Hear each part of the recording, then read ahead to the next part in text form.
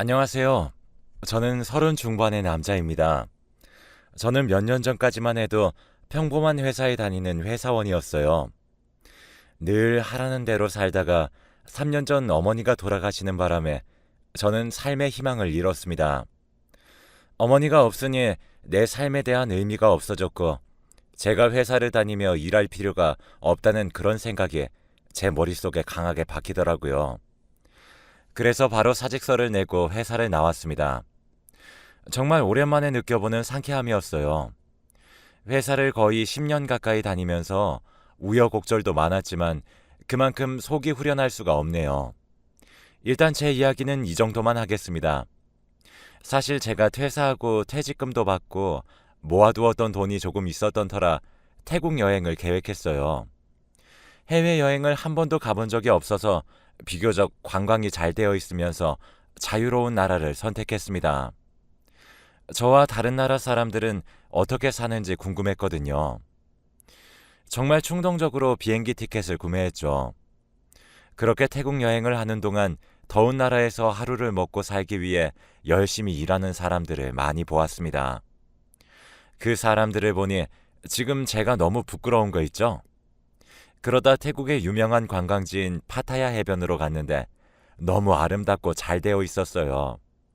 주변을 둘러보니 여행 온 많은 국적의 사람들이 있어서 저도 괜히 낭만에 차올랐습니다.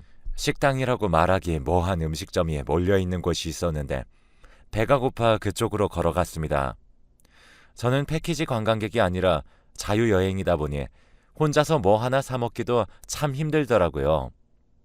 그때 어떤 여자분께서 능숙한 태국어로 주문을 해주셨습니다. 그리고 저에게 한국말로 돼지고기 괜찮죠? 라고 물었습니다. 왜인지 그 순간 저는 얼어붙었고 아마 그 여성분께 반했던 것 같아요. 평범한 사람처럼 살지 않으니 이렇게 영화처럼 사랑에 빠지기도 하는구나 싶었습니다. 얼어붙은 제 모습에 그 여성분은 당황하셨고 중국어랑 일본어로 저에게 말을 했습니다. 아마 중국인이세요? 일본인이세요? 이런 질문을 했겠죠. 저는 바로 정신을 차리고 그 여성분께 처음 건넨 말이 바보 같게도 아름다우세요 라고 말했습니다. 저한테 돼지고기 먹어도 괜찮냐고 물었는데 아름다우세요 라는 말을 하는 사람은 세상에 저밖에 없을 겁니다. 그런데 그 여성분은 그런 저를 보고는 호탕하게 웃으시더라고요. 그러다 음식이 나왔고 자리를 안내해 주었습니다. 저는 여기서 일하는 직원이냐 물었더니 그분께서 직원 그런 비슷한 거예요. 저는 파타야에서 살고 있고 매일 여기서 밥을 먹으니 직원이라고 해도 이상할 게 없네요. 라고 말을 하더라고요. 그 모습도 너무 멋있었습니다. 저는 짧은 여행이지만 그 여성분은 파타야에서 살고 있다고 하니 대단하고 신기했죠. 그 여성분의 이름은 선이라고만 알려주셨는데 그것마저 좋았습니다. 저는 사실 그날 이후 태국의 다른 곳을 구경해 보려고 했지만 선에게 빠져 남은 태국 여행 기간을 전부 파타야에서 매일 선을 만났습니다. 선은 정말 자유롭고 멋지게 자기 인생을 사는 사람처럼 보였거든요. 저는 그녀를 닮고 싶었고 선의 옆에 있는 순간들이 제가 지금껏 살아온 시간들보다 빛나고 값어치 있는 그런 영화같이 느껴지는 시간이었습니다. 저희는 밤마다 부두막에 앉아서 많은 이야기를 나누곤 했는데 그러면서 알게 된 것은 써는 한국에서 한번 결혼을 했었고 그 과정에서 아이를 임신했는데 남편의 학대로 유산을 했다는 걸 알았습니다. 이후 둘째가 생겼고 다행히 건강한 아이가 태어날 수 있었지만 남편과 이혼하는 과정에서 양육권을 빼앗겼고 우울증을 심하게 겪은 써는 그런 여러 가지 이유로 이곳까지 왔다고 하더라고요. 늘 밝고 좋아 보이는 써에게 그런 아픈 과거가 있었다는 게 저의 마음을 후벼 파는 것만 같았습니다. 저는 그런 써을 위로하며 제가 도움이 될 수 있는 일은 뭐든지 하겠다고 했죠. 써는 자신의 일은 혼자 해결한다며 평소와 같이 씩씩한 모습을 보여주었죠. 그렇게 그날이 지나고 평소와 다름없이 점심쯤 늦게 일어나 썬과 밥을 먹던 식당으로 갔습니다. 그런데 써니 어떤 남자와 싸우고 있는 게 아니겠어요? 저는 달려가 써에게서 그 남자를 떼어냈습니다. 그 남자는 아무 상관도 없는 자식은 빠지라며 저를 밀쳤고, 써는 그 순간 돈 주면 되잖아. 제발 다시 찾아오지 마. 하며 써니 항상 메고 다니던 작은 가방에서 돈을 건네주었습니다. 그러자 그 남자는 이제껏 밀렸던 양육비는 어쩌고 이걸로 퉁치려고 해. 한 번에 주면 모를까. 나는 지구 끝까지 찾아올 거니까 그렇게 알아. 라는 말을 하고 사라졌습니다. 써는 그 자리에서 주저앉아 버렸고 저는 아무것도 하지 못한 절 원망했습니다. 써에게 전 남편이냐고 물었더니 써니 맞다고 하네요. 써는 어떻게 저런 인간을 사랑했는지 그런 자신이 너무 싫다고 하더라고요. 그리고 제가 알기론 써는 파타야에서 아무런 일도 수입도 없는 걸로 알고 있는데 갖고 있던 돈을 다 줘버렸으니 이제 어쩔 거냐고 물었습니다. 써는 한국으로 돌아가서 돈을 벌던가 해야겠지 라며 웃으며 제게 말을 하더군요. 저는 그녀가 사랑하는 태국을 떠나게 하는 게 싫었습니다. 저는 남은 양육비를 한 번에 정산할 수는 없냐고 물었고 써는 할 수 있지만 그만큼의 돈이 없다고 했죠. 들어보니 전 남편은 3천만 원이나 요구했다고 해요. 남자 쪽 문제로 이혼을 하게 된 건데 너무 황당했습니다.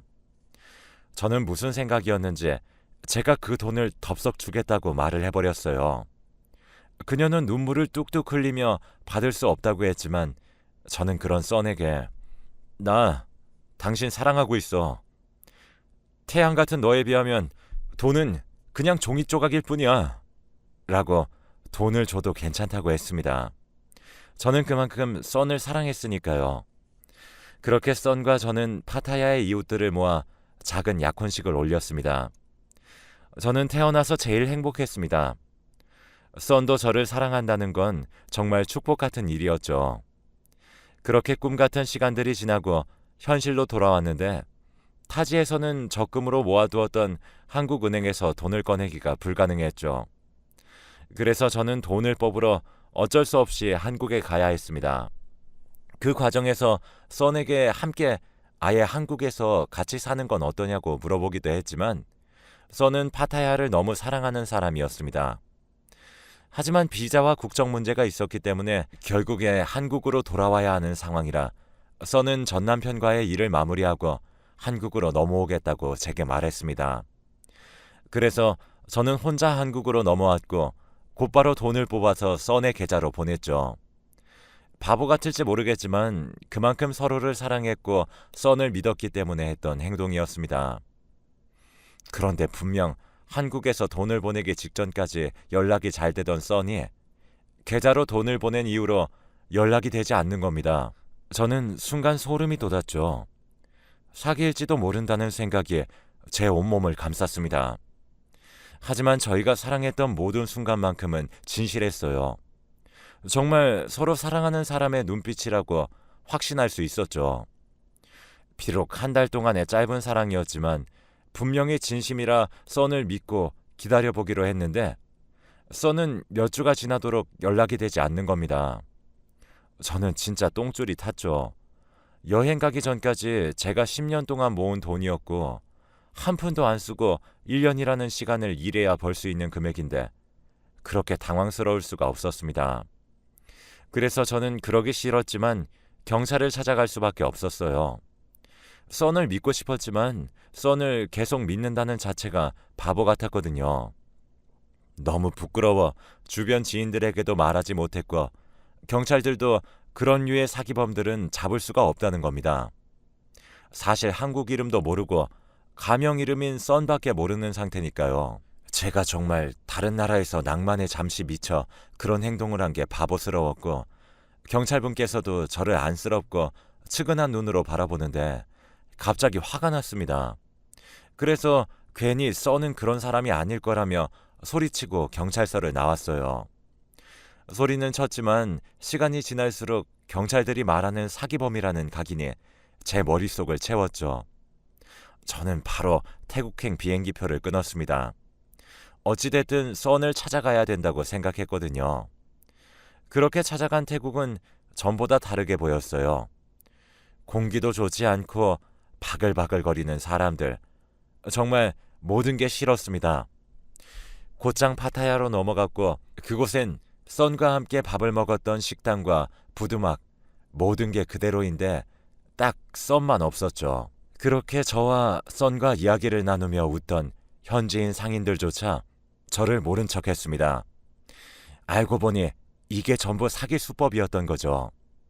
제 돈은 어떡하냐며 다 큰 성인이 바닥에 주저앉아 엉엉 울었습니다. 그 모습이 측은했는지 한 상인이 어느 위치가 적힌 종이를 제게 건네주더군요. 저는 뭔지 몰랐지만 일단 고맙다고 연신 인사를 해댔습니다. 분명 이 위치에 선이 있을 것 같았거든요. 밤이 돼서 바로 넘어갈 수도 없는 상황이라 어쩔 수 없이 그 끔찍한 파타야에서 하루를 묵어야 되는 상황이었습니다. 저는 부두막에 앉아 있었고 파타야에는 한국 사람이 어느 정도 있었는데 전부 관광 프로그램을 운영하는 사람들이었죠. 평소 얼굴을 알던 한 분이 제게 오더니 선과 제가 태국으로 함께 놀러온 부부인 줄 알았었다네요. 선도 처음 보는 사람이고 저 또한 그랬다는 겁니다. 선이 제게 말했던 파타야에서 계속 살고 있다는 말은 거짓말이었던 것이죠. 내심 이 일들이 전부 거짓이 아니길 마음속으로 빌고 빌었는데 그 말로 저는 확신했습니다. 내가 사기를 당했구나 하고요. 정말 제가 멍청해 보였어요. 마음의 안정을 찾으러 떠난 여행에서 사랑에 빠져 사기나 당하다니 오히려 전보다 정신이 온전치 못한 피폐한 신세가 되었죠. 다음 날 저는 상인분께서 주신 주소로 찾아갔는데 어떤 집이었습니다. 그런데 문이 잠겨 있더라고요. 저는 이대로 돌아갈 수가 없어서 뒷마당에서 사람이 오기를 기다렸고 그렇게 몇 시간이 지난진 모르겠지만 갑자기 선의 전남편이라고 했던 남자가 제 앞으로 걸어오는 게 아니겠어요. 저는 그 남자에게 뛰어갔습니다. 남자는 저를 보고 소스라치게 놀라 도망갔고 저는 어떻게든 남자를 따라 쫓아갔네요. 결국 전남편을 잡을 수 있었습니다. 근데 제게 어처구니 없는 소리를 하더라고요. 선이 다 시킨 일이라 자기는 아무것도 모른다고 했습니다. 저는 그 남자를 두들겨 패버렸죠. 어차피 사기꾼 말 들을 가치도 없으니 돈이나 다시 내놓으라고 말이죠. 그런데 그 돈은 선이 받아서 자기는 모른답니다. 이 말을 믿어야 되는지 말아야 하는지 모르겠더라고요. 타국에 와서 사기나 당하는 제 인생이 너무 처량해 보였어요. 이대로 이 남자를 풀어줄 수도 선을 잡으러 갈 수도 없는 노릇이었거든요. 그래서 그 남자를 잡아두곤 선에게 연락하지 못하게 했고 그 주소에 적혀있던 집에 함께 앉아 있었죠. 집안에는 아이가 없었습니다. 정말 선이 말했던 모든 게 거짓말이었던 거죠. 그렇게 그날은 선이 돌아오지 않았네요. 그 집을 다 뒤져도 땡전 한 푼 나오지 않았고 그 남자에게 물어봐도 자기는 정말로 선에 대해 아무것도 모른답니다. 그러다 집안 종이들 사이에 있는 이름 하나를 발견했는데 바로 최연이라는 이름이었습니다. 저는 곧바로 한국에 연락했고 한국에서는 주소와 이름을 추적하겠다고 했습니다. 그런데 선은 몇 주가 지나도 나타나지 않았습니다. 저는 태국에서 할 수 있는 일이 없어서 다시 한국으로 돌아갈 수밖에 없었고 경찰서든 지인이든 다들 찾지 못한다고 말을 하니까 저도 어느 정도는 포기를 한 후 다시 현실로 돌아왔네요. 저는 회사를 다니다 어머니가 돌아가셨을 때보다 더 피폐해졌고 매일매일 술만 마시면서 밥도 잘 먹지 못했어요. 그런 저를 보며 아버지도 힘들어하시곤 했죠. 어느 날 아버지는 저를 부르셔서 만약 엄마가 살아있어서 지금 제 모습을 보고 있으면 어떨 것 같냐는 말을 하시는데 눈물이 미친 듯이 나더군요. 제 삶과 제 인생이 너무 한심했습니다. 저는 그때 결심했죠. 아버지와 하늘에서 저를 보고 계실 엄마를 위해서라도 다 털고 일어나 열심히 살아야겠다고 말이에요. 저는 더 이상 슬픔을 제 삶으로 끌고 들어오지 않겠다고 다짐했고 저는 곧바로 다시 취직할 수 있는 회사를 찾아다니다가 결국 새로운 회사에 들어갈 수 있었습니다. 정말 태국에서의 생활은 그저 추억 같은 기억으로 제게 잊혀져 갔네요. 그렇게 1년쯤 지났을까? 갑자기 잊고 있었던 썬에 대해 알아낸 게 있다며 경찰에게서 연락이 온 겁니다. 저는 바로 경찰서로 달려갔어요. 썬의 행방은 찾지 못했지만 그녀의 가족들은 찾을 수가 있었는데 그들이 하는 이야기는 정말 충격적이었습니다. 정말로 썬은 결혼을 한 번 했었고 아이가 있으며 전 남편이 아이를 키우고 있다는 사실이었죠. 썬이 했던 말이 거짓말이 아니었습니다. 썬의 부모님은 어릴 적 돌아가셨고 형제도 없을 뿐더러 남편과는 현재 이혼한 상태였죠. 저는 그 전 남편의 전화번호를 받아내고 그에게 연락을 했습니다. 그런데 전화를 받고 썬의 본명을 얘기하니 모두 끝난 일이니까 자기한테 연락하지 말라는 겁니다. 저는 제가 저번에 태국 집으로 찾아갔다는 사람이라고 설명하고 썬한테 사기를 당했다는 자초지종을 설명했습니다. 그러니 전 남편은 제 얘기를 듣더니 난 3천만 원을 양육비로 받았으니 그 돈은 내 돈이니 달라고 하지 말고 걔랑 알아서 해요. 나한테 불똥 튀기게 하지 말고 라고 제게 얘기한 후 썬의 한국 전화번호를 받을 수 있었습니다. 저는 그때 썬이 제게 거짓말을 한 게 아니라는 사실이 왠지 모르게 기분이 좋더라고요. 이때까지는 전 남편과 썬이 저를 속이고 3천만 원을 꿀꺽한 줄 알았는데 정말 저에게 말한 그대로 자기 전 남편한테 양육비로 3천만 원을 준 것이 맞았던 것이죠. 그런데 썬에게 다시 연락하는 게 맞을지 생각이 들면서 제가 멍청하다고 생각할 수도 있지만 썬이 저를 피하게 된 이유가 있지 않을까 생각했어요. 그래서 저는 일단 전화번호만 저장해 두기로 했습니다. 깊은 고민 끝에 어디선가 전 남편에게 벗어나 지금 잘 살고 있는 그녀를 찾지 않기로 했습니다. 그렇게 또 몇 달이 지나 경찰서에서 또 전화가 왔는데 바로 썬을 잡았다는 전화였고 저는 드디어 썬을 만날 수 있게 된 것이죠. 경찰서에서 몇 년 만에 본 썬은 고개를 들지 못했고 저는 아무 조건 없이 합의한다고 말했더니 경찰들은 저를 이해하지 못했지만 제 결정이라 어쩔 수 없다고 하네요. 저희는 따로 나가 이야기를 나누었습니다. 저도 제가 아는 사실을 얘기했죠. 그리고 왜 나를 떠났냐고 물어보니 썬은 눈물을 흘리며 제게 미안하다고 했고 그런 실패한 결혼을 한 번 겪고 나니 트라우마가 생겨서 저와도 같은 생활이 반복될 것 같아 무서워서 연락을 끊고 도망쳤다고 하더군요. 그리고 썬은 저에게 사기를 친 거니 돈은 어떻게든 갚겠다네요.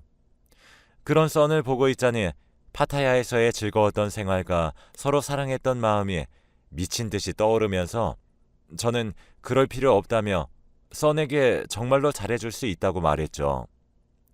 저희는 그렇게 서로의 마음을 확인했고 함께 살기로 했습니다. 제가 이해가 안 될 수도 있지만 저는 그래도 사기가 아니라 썬이 저를 사랑한다고 믿었어요. 혼인신고는 하지 않은 채 작은 아파트에서 저희만의 행복으로 삶을 채워나갔습니다. 그러던 어느 날 제가 일을 마치고 집에 오는 길에 썬의 전남편과 비슷하게 생긴 사람을 본 것 같았어요. 뭔가 안 좋은 직감이 들어 저는 그 사람을 쫓아갔죠. 썬에게는 회식이 있어 늦게 집에 들어간다고 말을 한 상황이었고 그렇게 쫓아간 곳에는 썬이 있었고 그 남자는 썬에게 달려가 정말 다정한 연인처럼 애정행각을 하고 있었네요. 골목길에 몰래 숨어서 그들의 이야기를 몰래 들어보니 오늘 제가 늦는다며 오늘은 늦게까지 같이 있을 수 있겠다는 대화를 나누더군요. 저는 배신감에 화가 났습니다. 저를 또 속이고 있는 거였죠. 한국에서 저 모르게 전 남편을 계속 만나고 있었던 겁니다. 그리고 그들을 뒤로 한 채 집으로 돌아가 하나씩 파헤쳐 보니 집과 제 통장 명의가 썬의 명의로 바뀌어 있었고 통장에 있는 2억이라는 제 돈을 전부 빼돌렸더라고요. 저는 정말 머리끝까지 화가 났습니다. 하지만 여러 번 된통 당했기 때문에 감정적으로 이 일을 처리하면 저는 또 당할지 모른다는 생각에 정신을 똑바로 차렸죠. 일단 썬 모르게 썬의 명의로 바뀌어져 있던 모든 것들을 다시 제 명의로 돌려놓았고 고소를 하기 위해 증거를 하나둘씩 모으기 시작했어요. 그 전 남편과 써니 다정하게 있는 외도 장면도 모았네요. 정말로 마음이 아팠습니다. 내 전부라고 생각했던 파타야의 하얀 백사장, 그리고 투명한 바다를 같이 보던 써는 없었고 오로지 복수만이 저를 기다리고 있었네요. 저는 모든 준비를 마친 후 그녀에게 폭로했더니 그녀는 울먹이며 미안하다고 제게 빌었지만 저는 예전처럼 마음 약하게 멍청한 행동은 하지 않기로 결심했어요.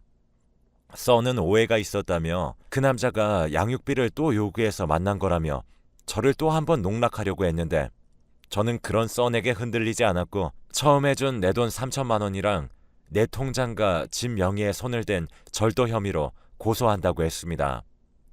써는 자기가 지금 돈이 어딨냐며 엉엉 울었고 저는 그럼 징역살이 할 수밖에 없겠네. 감옥이나 가던지 라고 단호하게 말했습니다. 누구보다 아름답고 제가 사랑했던 여자이지만 그녀에게 저는 그저 자신의 손안에서 놀아나는 돈줄이자 장난감이었던 거죠. 그렇게 고소를 진행했고 써는 사기 및 횡령죄로 감옥에 들어갔습니다. 그리고 돈의 일부는 전 남편을 통해 돌려받을 수 있었지만 전부 받지는 못했어요. 이런 영화 같은 사기극이 제 얘기가 될 줄은 꿈에도 몰랐네요. 그녀를 만나서 행복했던 모든 시간이 거짓말처럼 사라졌지만 저는 상관없어요. 원래 그런 거짓된 삶이었다면 그 삶을 바로잡는 게 최선이라 생각했으니까요. 써니 저에 대한 사랑이 조금이나마 진심이었다면 저는 이렇게까지 하지 않았을 거예요. 울면서 합의해달라고 선처를 부탁하는 써를 보면 마음이 너무 아프긴 했지만 저를 배신한 대가는 치러야죠. 지금까지 제 인생에서 좋았던 순간과 고생하며 힘들게 보낸 시간들이 모두 꿈처럼 지나가 버렸네요. 여러분들은 항상 사람 조심하시면서 저랑은 다른 행복한 삶을 누리며 살아갈 수 있길 바랍니다.